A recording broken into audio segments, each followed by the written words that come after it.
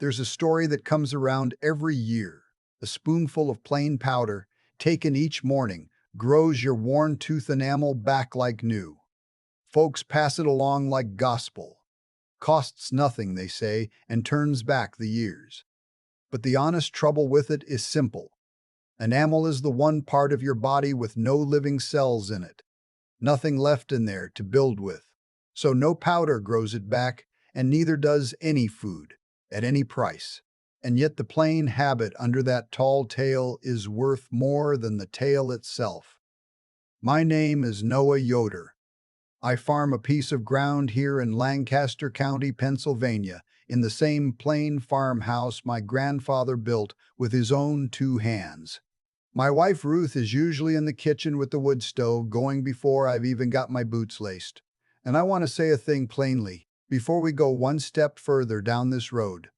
I am a farmer, not a dentist. What I know about teeth, I know the way I know soil and weather and livestock by living close to it a long time and paying attention. So let's start where an honest man has to start. Your tooth enamel is the hard white shell on the outside of every tooth. It is the hardest thing your body ever made, harder even than your bones. And the strange part, the part hardly anyone ever stops to hear, is this. Your body built that enamel one time only, early on, while the tooth was still coming up under the gum. Then it quit. The tiny builders that laid down that hard shell finished their work and left for good. The way a barn-raising crew packs up their tools and drives the wagon off once the last board is nailed and the roof is on. They do not come back. There's no crew left living inside a grown tooth.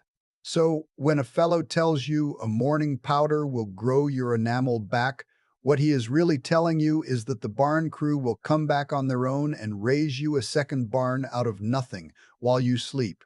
They will not. That door shut a long time ago, and it does not open again.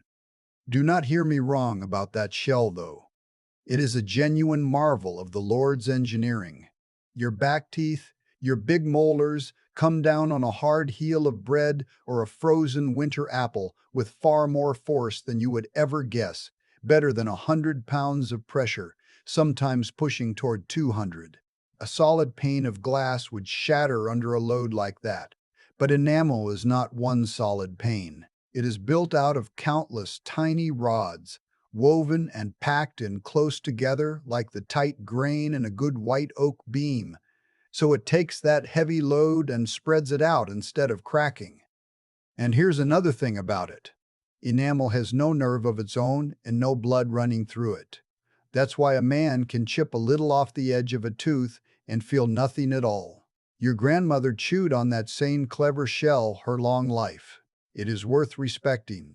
It is just not worth lying about. So if the enamel itself cannot be rebuilt, you'd think there was nothing left to do but sit and watch it wear away. There is a great deal more to it than that, and this next part is the true part. The part worth carrying home.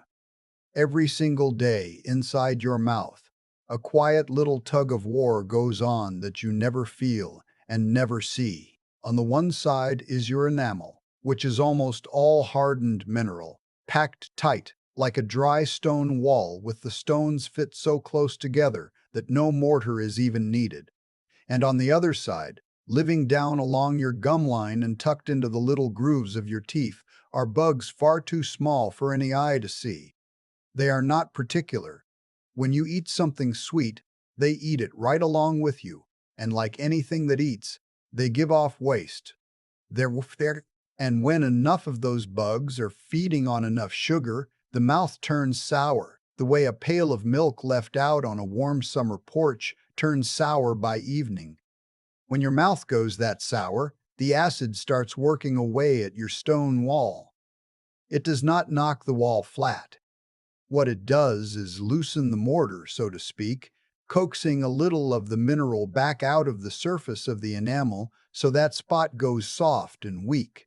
If you could get in close and study it, that softened place shows up chalky, a dull, cloudy white patch where the tooth used to shine wet and hard. That right there is the early stage, the softening. And in some small measure, it is happening a little every time you eat a bite of anything. But the tug of war has another side to it, and this is the side that nobody ever tries to sell you because there's no money in it. When the feeding stops and the acid finally clears, your mouth calms itself back down, all on its own.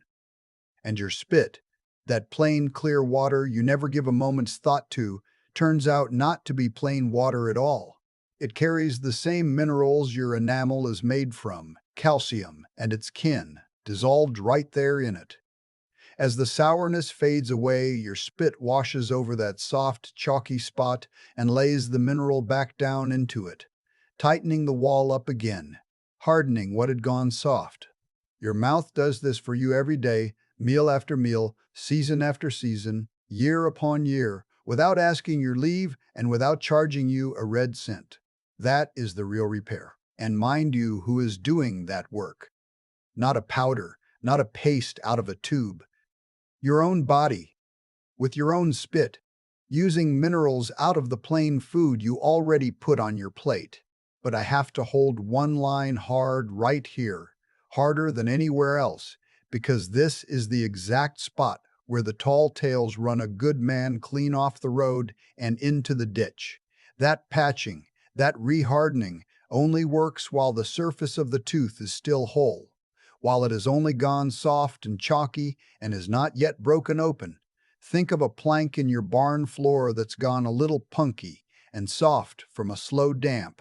Catch it early, dry the place out, let the air at it, and that plank can firm right back up and serve you faithfully for years more.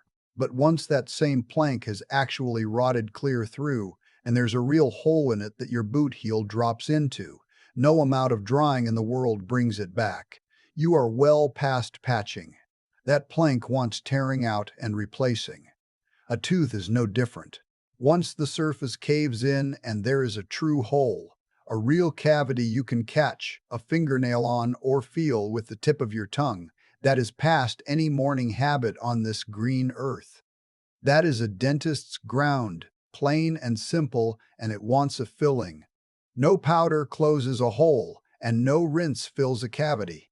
If you have got one, and you let some hopeful story talk you into just brushing at it and waiting on it, all you will do is give it the time it needs to grow bigger and work its way down to the tender living heart of the tooth. Then you are in for real pain and real money both. So hear me clearly on this one. The old habit helps a sound tooth stay sound. It does not undo a hole. I am not a dentist, and I will not stand here and pretend that a cardboard box off my kitchen shelf can do a dentist's job.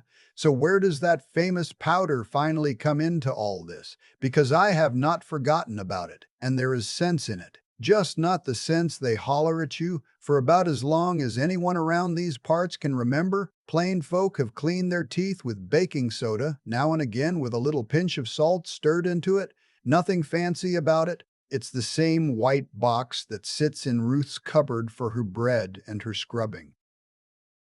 And I'll tell you square, there is a real kernel of good in the practice.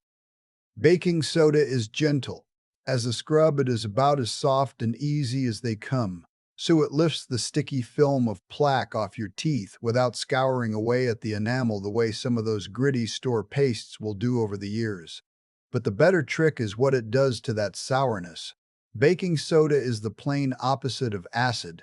It settles a sour mouth, much the way a spoonful of it stirred in water settles a sour stomach, which is a remedy a good many of you have leaned on at the kitchen sink near midnight. Put it into a mouth that's gone sour after eating, and it calms that acid down fast, brings the whole works back toward quiet. And quiet, as you now understand, is the exact condition your enamel has been waiting on to start hardening itself back up. It's easy on tender gums, too, the sort that go sore and bleed a little when you're not kind to them. There is nothing false in a single word of that. But the correction, the loud versions always skip, is the point of this. Baking soda does not rebuild one speck of your tooth. It carries no tooth mineral in it whatsoever. It puts nothing back into the enamel. Not a thing. All it does, all it can do, is clear the acid out of the way and settle the mouth down. The actual hardening, the laying back of mineral down into that soft, chalky spot, that is still your spit's work, and the work of the food you chew. That powder only swings the gate open. Your own body walks the mineral through it. So anyone who tells you the soda itself is out there patching your teeth has skipped clean over the only part that truly matters. And there is one more helper I am bound to speak about fairly, because the tall tales love to pick a fight with it, and that particular fight is a foolish one. Fluoride. The tale tellers dearly love to tell you to throw it out. Toss your toothpaste in the bin, they say, and trust the powder instead. That is bad counsel, and I will not be the one to hand it to you. The plain truth about fluoride is this: of everything mankind has ever found for keeping teeth from rotting out of a body's head, fluoride is the most proven thing there is. It is no fad and no trick.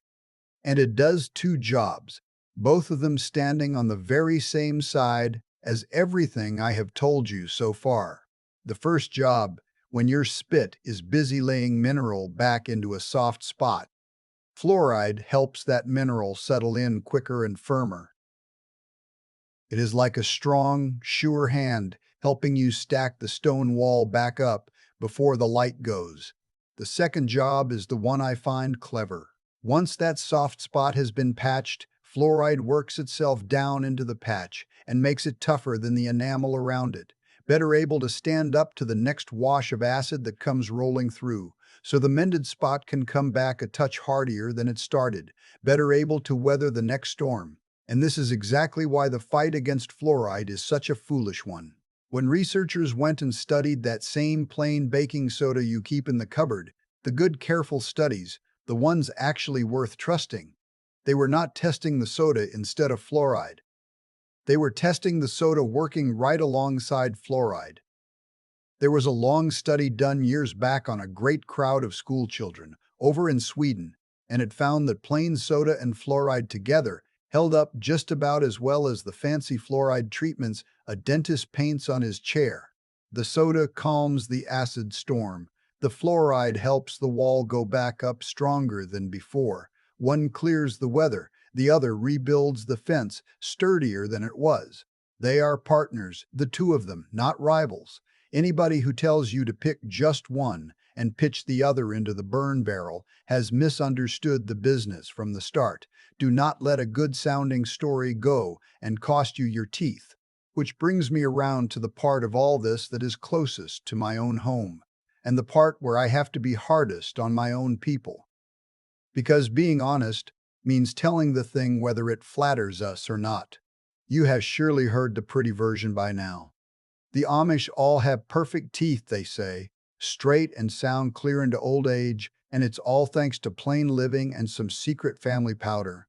I dearly wish I could sit here and just nod along to that. But it is only half true, and honesty means putting the flattering half and the hard half both up on the table together. The flattering half comes first, and it is a real thing. Back in the middle of the 1980s, some researchers went out and looked carefully at the teeth of Amish young people over in a settlement in Michigan, and they found that those children carried close to half the tooth decay of the average American child of that day. Half. That is a genuine finding, and it is worth being glad about. Where the old plain eating was truly low in sugar, it truly did stand guard over those young teeth. But the fuller record runs the other way just about as often, and I would be a plain liar to leave that part out to make us look good. A great many Amish communities sit a long, hard way from any dentist, with little money set by for that kind of care, and little or no fluoride in the well water. And when other good folks have gone into those communities to help, some of them driving mobile dental vans right out along the dirt lanes to the farms, they have found a much harder picture waiting. Plenty of untreated decay, plenty of teeth that ached for years and finally got pulled because pulling was cheaper and closer than fixing. In one such look, the children they examined carried, on the average, better than 6 untreated decayed teeth apiece. And better than a quarter of those young ones had never once in their lives sat down in a dentist's chair. Even that flattering Michigan study, if you sit and read it honest, pointed straight at real unmet need lying underneath the good numbers. What then is the lesson buried in all that? It is surely not that some magic powder handed the Amish fine teeth. The lesson is two-sided, and it is plain. Less sugar protected them, and that is true and worth keeping forever. But going without care and without fluoride cost them, and that is just as true, and it cost them dear. So take the good half with both hands. Just do not swallow the powder story whole, and skip right past the bill that came due alongside it. If you would rather have the honest ledger than the pretty story, that is the reason this channel is here. Subscribe here to Health Amish Way and sit a spell with us, because we take these old health tales one at a time and sort the true from the tall. And that carries us at last to the real secret, the actual one, the one that has been sitting in front of you the whole time. If you take home one single thing from an old farmer today, let it be this. What wrecks teeth is sugar. But even more than how much sugar you take, it is how often that sugar touches your teeth. And that difference, that one difference, is the whole game. Cast your mind back to the Tug of War. Every time sugar hits your mouth, the bugs feed, the acid rises up, and the wall goes soft for a good while. Then, if you leave it be, the acid clears off, your spit moves back in, and the wall hardens up once more. But that healing takes time. It wants a good long quiet stretch, better than half an hour and often a fair bit more, with no eating and no sweet sipping at all, so your spit can finish its patient work in peace. The trap of these modern days snares young and old alike. A body wakes up and sips at a sweet coffee that he keeps warm and keeps refilling across the long morning. A soda comes alongside his lunch, then a sweet tea in the afternoon that he nurses slow at his workbench. And after supper, a little sweet something in front of the television. Each single sip, mind you, is not much sugar at all, but each sip rings the bell again. Each one restarts the acid and resets the clock before the last calm ever had the chance to finish out. A mouth living under that steady all-day drip never once gets the long, quiet hours it needs to re-harden itself. The wall is forever half torn down and never once fully built back up. One sip alone carries hardly any sugar in it. The harm is in the never-ending of it, in a storm that never gets its chance to pass on through and let the sun back out. Consider, then, how the old folks ate, and how a plain Amish table still runs to this very day. The food comes at set meals, and only at set meals. You sit yourself down, you eat a good plain meal, meat and potatoes and bread, and whatever came fresh out of the garden that week with mighty little sugar in any of it. Then you get up from the table, and you do not eat again until the next meal is called. You work the whole morning through with nothing to drink but plain cold water from the pump, and every one of those long stretches between the meals is a stretch of pure quiet for your mouth. Hours on end where the mouth stays calm and the spit goes right on hardening your teeth with not one thing sent in to interrupt it. That rhythm, the plain meals with long, empty hours strung between them, is the quiet, real secret sitting underneath every story you have ever heard about plain folks and their good teeth. It was the rhythm all along. That is the heart of the morning habit, and of every hour that comes after it. There is one more name that always turns up in these stories, and he has earned a fair hearing, the true part of him and the stretched part both. Back in the 1930s, a dentist named Weston out of Cleveland, Ohio, did a thing most dentists never dream of doing. He closed up his practice for long stretches and set out to travel the wide world. He went to remote high valleys in the Swiss Alps, out to windswept islands off the coast of Scotland, up to the far northern villages of the Arctic, and down to the islands of the Pacific, hunting for people still eating the old way their grandparents had eaten, on food that came straight off their own land and out of their own water, nothing at all from a factory. And he looked into their mouths and studied their teeth. What he found there stayed with him the rest of his days. These people, who had never in their lives seen a toothbrush or a dentist, had strikingly little decay, strong, sound, well-set teeth.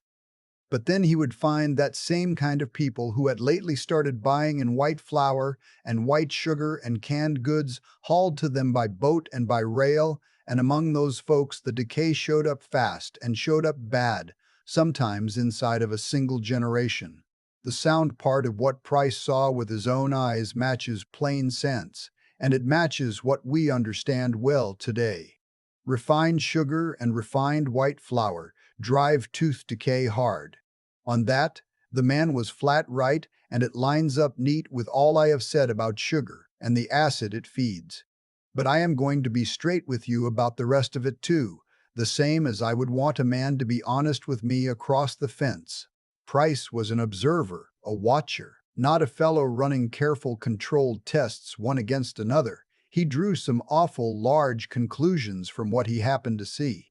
And the eager enthusiasts who came along after him have gone and stretched those conclusions a good deal further than the evidence can bear the weight of, off into grand claims about all manner of ills and cures. So do the thing a careful farmer always does with any bold-sounding claim that comes down the lane. Keep the part that is sound and proven, that refined sugar and flour rot teeth, and set the rest of it gently aside as one man's honest guessing. The true kernel is well worth the having. You just do not have to buy the whole bushel to get at it. And there is a plain reason this quiet truth never does get shouted from the rooftops. And it has nothing whatsoever to do with a plot or a cover-up or any hidden hand. It is simpler than that, and sadder. Nobody gets rich telling you to eat less sugar. Nobody ever built a fortune telling folks to quit the sweet sips between their meals and just brush plainly with whatever happens to be cheap.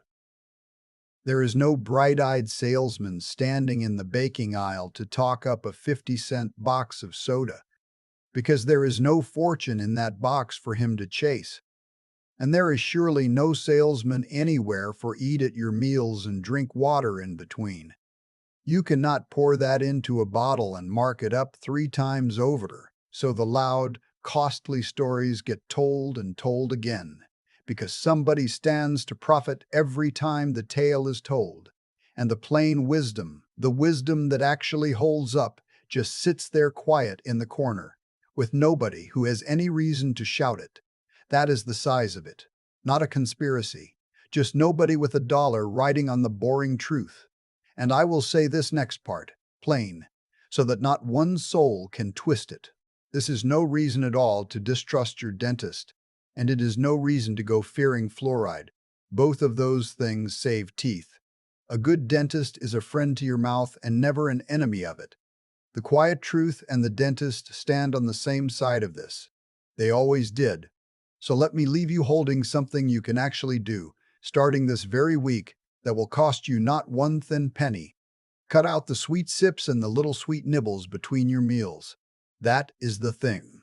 Not so much the sugar at the meal itself, though a little less, there will never hurt you. It's the between times that get you. The mid-morning sweet coffee you keep refilling. That soda you nurse along through a whole afternoon.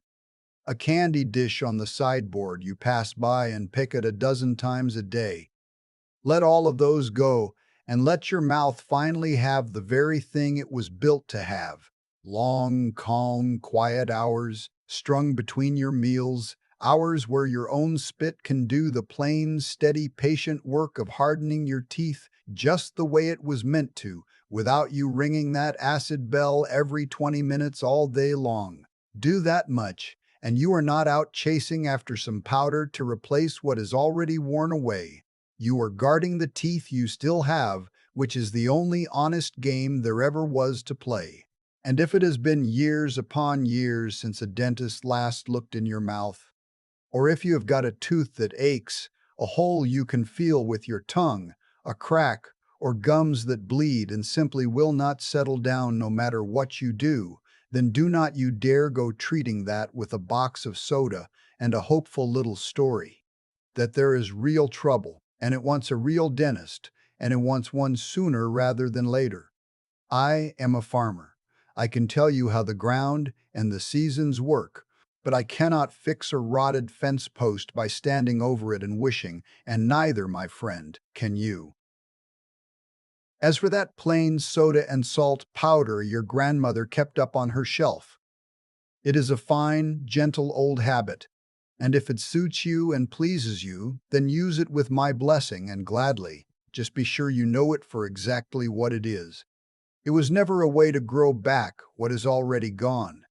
It is a way to keep what you have still got sound and whole. Keep the sound, tooth sound. That is the whole of it. You came here today because you had heard the tall tale about growing your enamel back like new. You are leaving instead with the truer thing, that your own quiet spit and your own plain daily habits do far more for your teeth than any powder ever dreamed of doing, and that the real work is nothing grander than giving your mouth the long, calm hours to go and do its job. If that plain, honest way of looking at the world is the sort of thing you're after, then subscribe and keep company with us here at Health Amish Way, and I will have another one of these worn old health stories set straight and waiting for you next time. Until then, this is Noah, wishing you and yours good health, sound teeth, and a long, quiet supper at a table full of people you love.